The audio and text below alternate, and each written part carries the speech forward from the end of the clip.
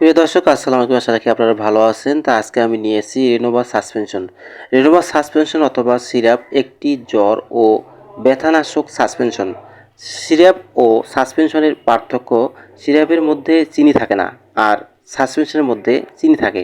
যে সকল বাচ্চারা তিতা ওষুধ খেতে পারে না, তাদের জন্য রেনোভা সাসপেনশন একটি উপযুক্ত ওষুধ হতে পারে। রেনোভা সাসপেনশনের মূল উপাদান প্যারাসিটামল। প্রতি 5 ml রেনোভা সাসপেনশনে 120 মিলিগ্রাম প্যারাসিটামল থাকে। এই রেনোভা সাসপেনশনটি প্রস্তুত করছে বাংলাদেশের স্বনামধন্য কোম্পানি অপসনিন ফার্মা। একটি 60 ml রেনোভা সাসপেনশনের মূল্য মাত্র 35 টাকা। কী জন্য এই রেনোভা সাসপেনশনটি শিশুদের খাওয়াবেন? যে সকল শিশুদের ইনফ্লুয়েঞ্জা, জ্বর, মাথা ব্যথা, দাঁত ব্যথা, কান ব্যথা, গলা ব্যথা, শরীর ব্যথা, আঘাতজনিত ব্যথা এবং শিশুদের টিকাজনিত ব্যথার জন্য রেনোভা সাসপেনশনটি ব্যবহার করাতে পারেন। সেবনবিধি: যে কোনো সিরাপ অথবা সাসপেনশন ব্যবহারের পূর্বে ভালোভাবে ঝাঁকিয়ে নিতে হবে।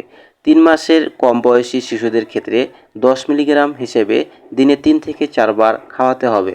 3 মাস ও বেশি বয়সী শিশুদের ক্ষেত্রে 1 বছরের নিচে হাফ থেকে 1 চামচ দিনে 3 থেকে 4 বার খাওয়াতে হবে।